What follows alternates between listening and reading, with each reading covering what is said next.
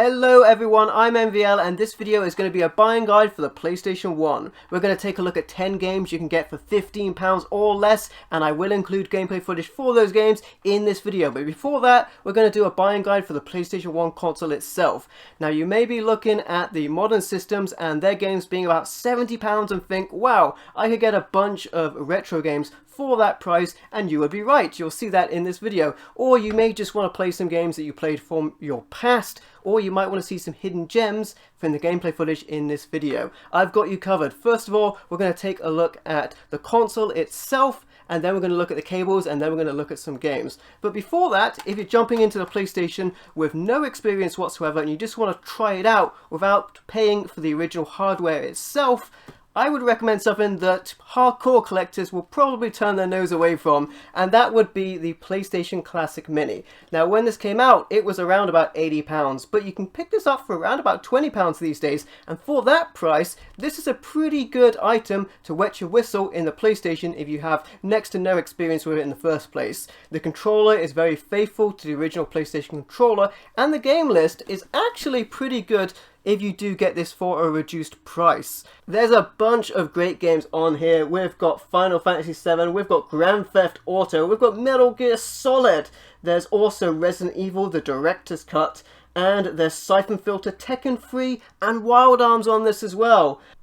And there's Cool Borders 2.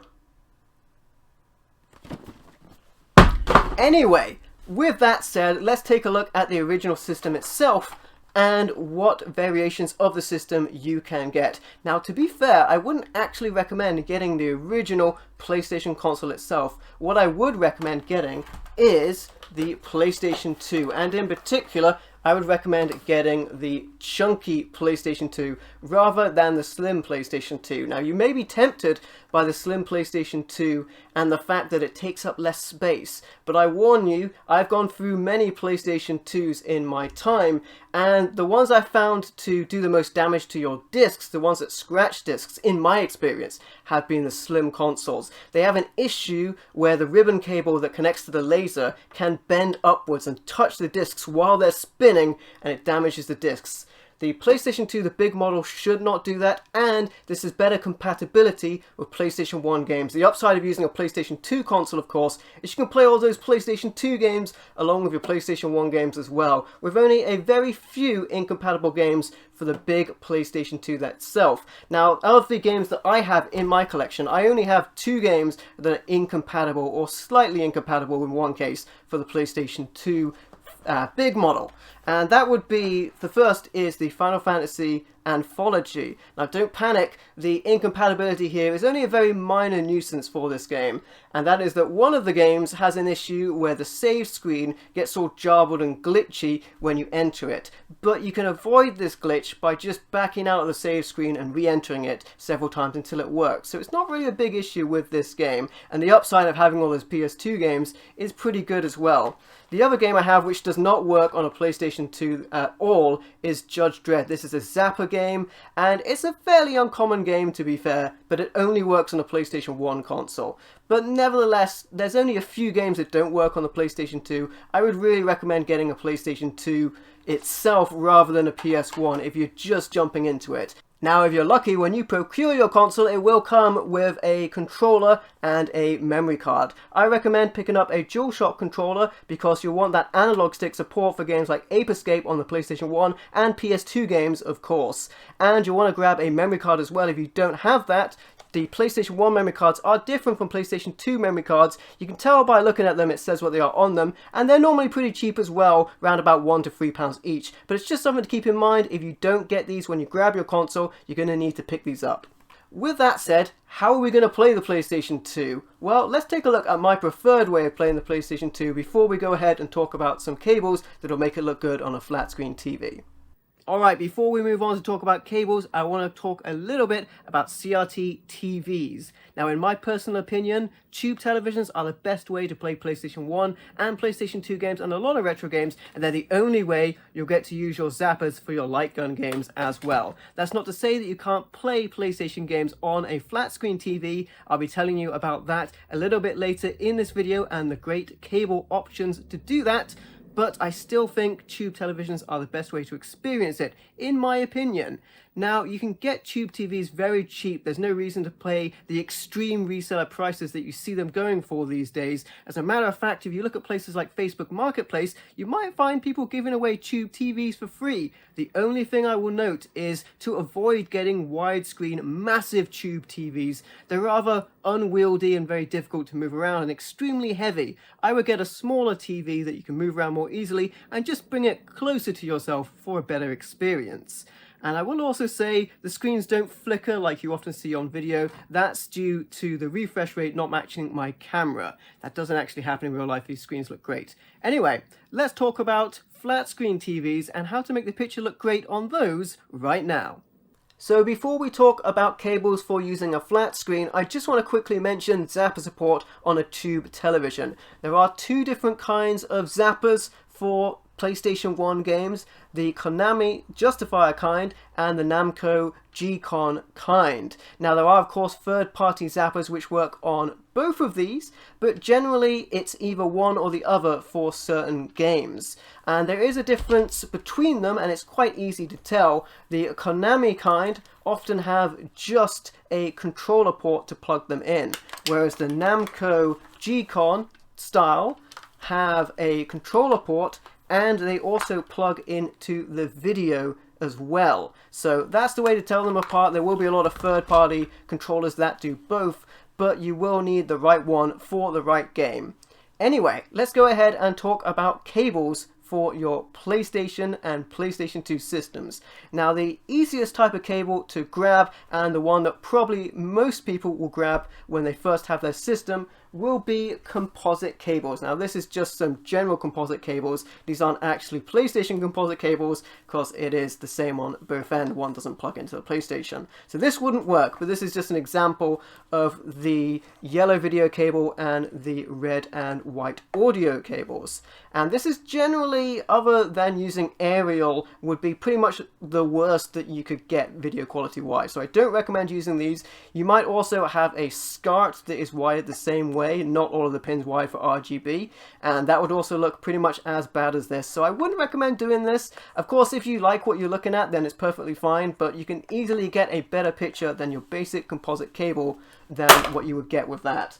So one of my recommendations over here in the power region at least would be RGB SCART. This cable I got from retrogamingcables.co.uk, and this is an absolutely fantastic cable for the PlayStation 1 and PlayStation 2. And as a matter of fact, this also has an input for your zappers, so you can still use this with your zappers even though it is a SCART cable. Some SCART cables were wired to include that video support for that exact purpose. So there you go. retrogamingcables.co.uk make this amazing cable, and it is very good quality even on a flat screen, so you get a lot better picture quality.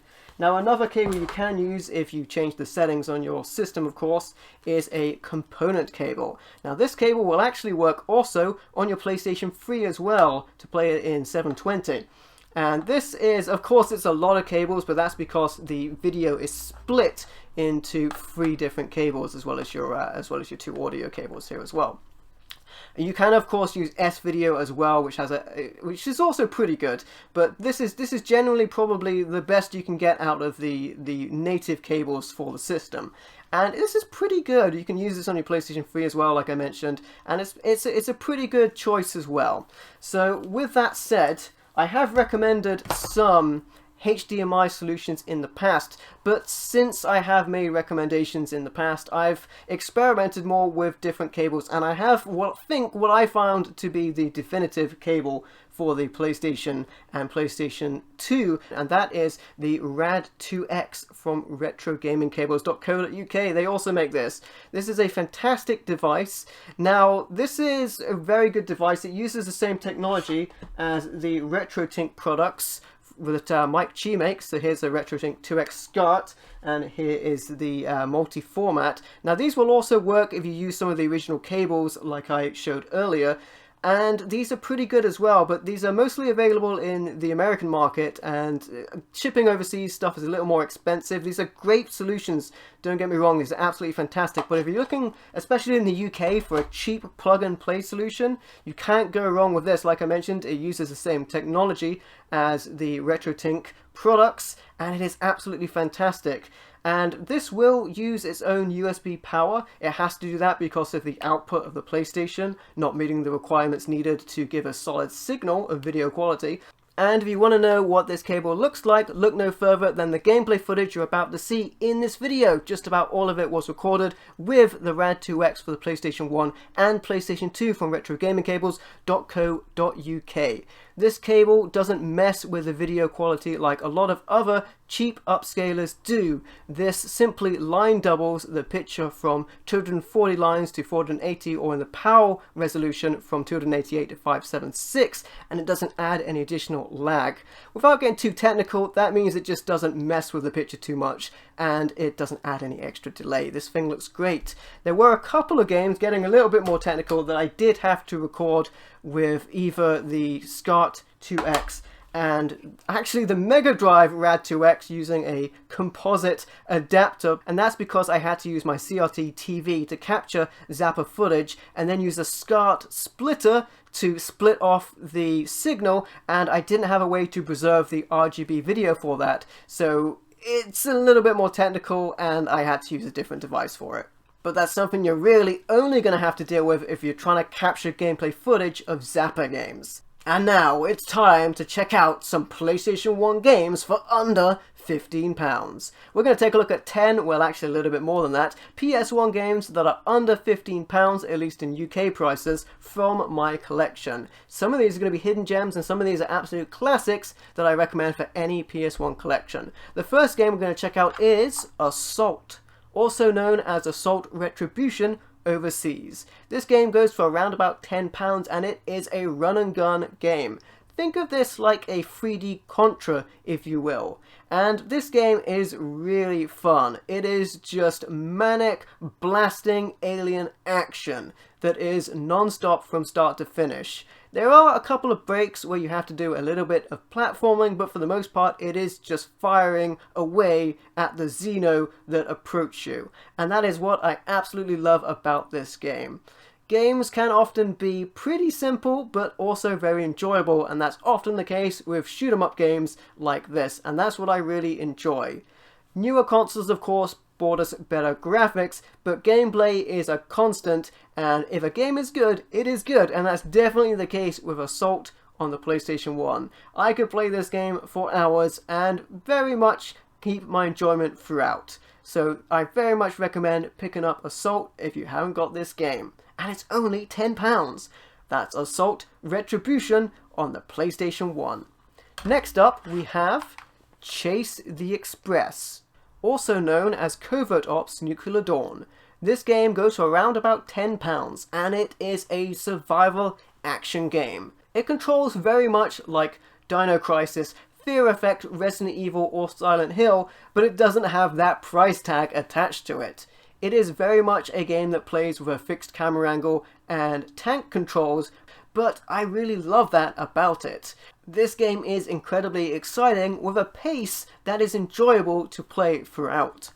It includes all of the wonderful tropes of this type of game, collecting files, solving puzzles, and taking down enemies. All the while taking part in an action movie inspired narrative that gets deeper as you move on. This is definitely a game that if you haven't checked it out, I really recommend giving it a go, and for £10 you really can't say no to that. That's Chase the Express on the PlayStation 1. Next up we have Hard Trilogy. This game goes for around £6, and for that you get 3 games in this trilogy. And that is fantastic value for money if you consider it being £2 a game, because there are 3 games on this disc. The first game is an action game. It takes place in a 3D environment where you gun down enemies, making your way up the building to take out bad guys and rescue hostages as you go. This mode has non-stop action as you move up the building, experiencing different levels and fighting different bosses as you go. The second game is an on-rails shooter, which you can use a controller for, or you can use specifically a Konami-style zapper, which I spoke about earlier. This might be exclusive to the UK version. This is the same with Resident Evil Survivor, and this is my preferred way of playing the game. Remember, you need a CRT TV to do this. This is easily my favourite mode of the game, and I played this one very much the most. I absolutely adore Zapper games, and this really is a hidden mode in a hidden gem of a trilogy of games. Especially when you consider the value for money you get, I really can't recommend Hard Trilogy enough for an avid PlayStation collector or a new PS1 collector as well. The third mode is a racing mode, or more specifically a timed beat the clock mode, where you have to take out bombs and bomb vehicles as you go. This game mode is still pretty fun, but it's my least favourite of the three. I cropped it out of this video, but there were some distorted and jarbled visuals on the far right hand side of the screen of this mode of this game. But what I actually think the issue is, assuming my disc is not what is at fault, is that the portion of the screen that would be glitchy would actually be cropped off the screen when viewed on a CRT TV. I also noticed that when I played the footage on a flat screen and set the flat screen into 4:3 mode, you also couldn't see the distorted visuals as well. So I think it could be the case that the distorted visuals are overscanned that wouldn't be seen on the screen normally, except when I was capturing. But anyway, that was just a bit of an oddity on an otherwise fantastic game. I'm going to cheat on the next game here and mention 3 games from the same series that you can pick up each for around about £15. That is Final Fantasy VII, Final Fantasy VIII, and Final Fantasy IX. These are all absolutely fantastic turn-based RPG games. These games have been re-released on modern consoles, which I think is partly the reason the original versions have seen a reduction in price. If you want to experience these games the way they were originally intended, you can pick them up for the PlayStation 1, and they are absolutely fantastic. Final Fantasy VII is one of my favourite games of all time. It has an absolutely compelling story, fantastic balanced battle, and the gameplay gets more engaging as you progress through the game. You really can't say enough good things about Final Fantasy VII. It's on almost everyone's top game list. So if you haven't heard of Final Fantasy VII, I really suggest you give it a go. Especially if you're thinking of trying out the remake, you might get a little more insight into the story if you play the original as well. Final Fantasy VIII had a tough act to follow, but I think it did a pretty good job. This game had a slightly different art style and direction from the game before it, as most Final Fantasy games tend to be their own isolated story and don't depend on others. This game is another one of my favourites and a lengthy and engaging RPG. If you've got the time to put into it, this game will definitely reward you. Final Fantasy IX is another fantastic turn-based RPG. Again, it took a different direction from the game before it, but it definitely carved out its own path, and the story is amazing and compelling as well. Any of these games would be absolutely fantastic to add to your collection if you don't already have them, and if you want to pick them up on the original console, £15 is a great price, and cheaper than it used to be to get them in the original packaging. That's Final Fantasy VII, VIII, and IX on the PlayStation 1. Next up we have Magical Drop 3. This is a puzzle game which you can get for around about £10.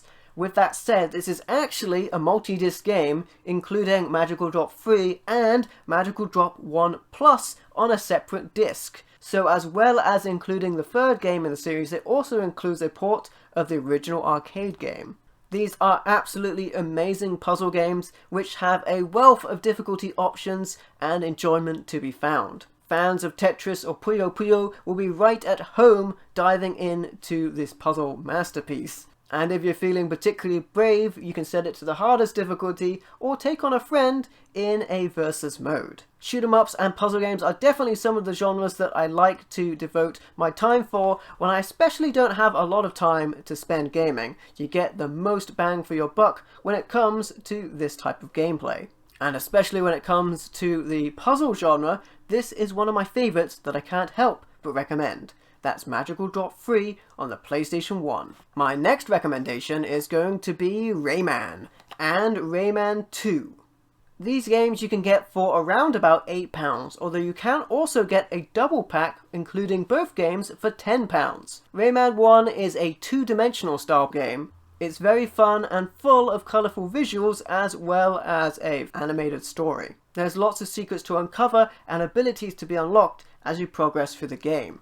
Rayman 2 is a 3D style platformer which takes things in a different direction and of course the third dimension. Considering the PlayStation is less capable with 3D visuals than the Nintendo 64, this game looks really impressive, and this game is really fun to play as well. You can't go wrong with either game, and they're definitely great platformers for the PlayStation.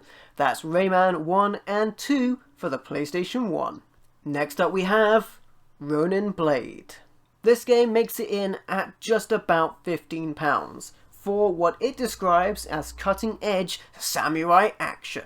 There's nothing I like more than hacking down enemies in video games, and this game certainly lets you do that. This game doesn't look half bad either, which is also pretty sweet. This is another style of gameplay that I'm particularly partial to, so I definitely recommend picking this game up. And it's definitely a game for £15 or less that I would recommend grabbing for your PlayStation collection. That's Ronin Blade on the PlayStation 1. Next up we have a collection of games in Shoot. This goes for around about £8 and it is a collection of 7 games which were released separately under different titles. They are all action games and they are as follows: Air Rescue, Ace, IF-22, G Squad, War Drones, Space Rebellion and Wild West. Now, some of these games are just clones or reskins of each other. However, these games are really fun, and they're great if you don't have a lot of time and you want to get maximum impact for that time that you have. I genuinely do enjoy this type of game, and I find it pretty fun. And some of these games are pretty much a hidden gem. Like I mentioned, these games were released individually under different names, so you definitely get the better value for picking up this collection. And if you're a fan of the Wild West game, that game actually got remade as Dead-Eye Jim on the PlayStation 2. That's the Shoot collection on the PlayStation 1. Next up we have another trilogy of games. We have Tekken, Tekken 2, and of course Tekken 3. These are all fighting games that you can find for around about £12 each. Tekken, being the first game of the series, is a little bit more simple than the other games that would follow, but it's no less enjoyable. As a matter of fact, I might say the first game might be the hardest in the series. Another cool thing about the first Tekken game is it has Gallagher as a loading game. And if you beat all 8 stages of Gallagher in the loading screen, you unlock Devil. Tekken 2 expands upon the original in a ton of great ways, with more characters, better graphics, and more enjoyment throughout. The more complexity of this later release adds for more combos as well, so your fingers might get tired playing this one, but it's also a great game for multiplayer as well.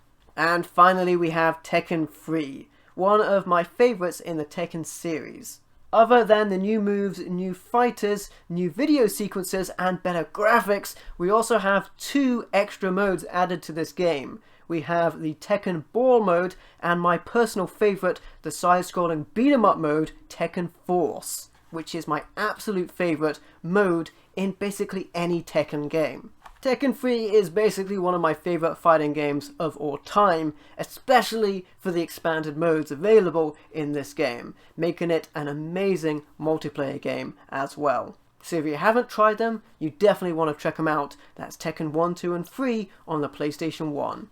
And finally we have Time Crisis, which is a on-rail shooter for around about £10, which you can play with a controller, but I recommend playing it with a Namco G-Con on a CRT TV. That would certainly be the easier way to play it, and in my opinion the most enjoyable. As a matter of fact, this game was also packaged with the zapper itself, but if you want to get it without that, it'll certainly be a lot cheaper at around about £10. This game also has a beat the clock element, hence the name Time Crisis, where you must clear the enemies on screen before the time runs out, otherwise it's game over. It's another arcade favourite available on the PS1 that I definitely recommend checking it out, and if you can play it with a zapper, you definitely should try it out that way. It's a ton of fun, and a unique experience that's not available on modern consoles at all. That's Time Crisis on the PlayStation 1. So there you have it. Thank you for watching my PlayStation 1 buying guide. If you like the video, be sure to leave a like or a comment to let me know what you think, and don't forget to subscribe for more awesome content. And if you'd like to, you can also support me through Patreon or YouTube channel membership. Thank you for watching. I've been MVL, and I will catch you next time.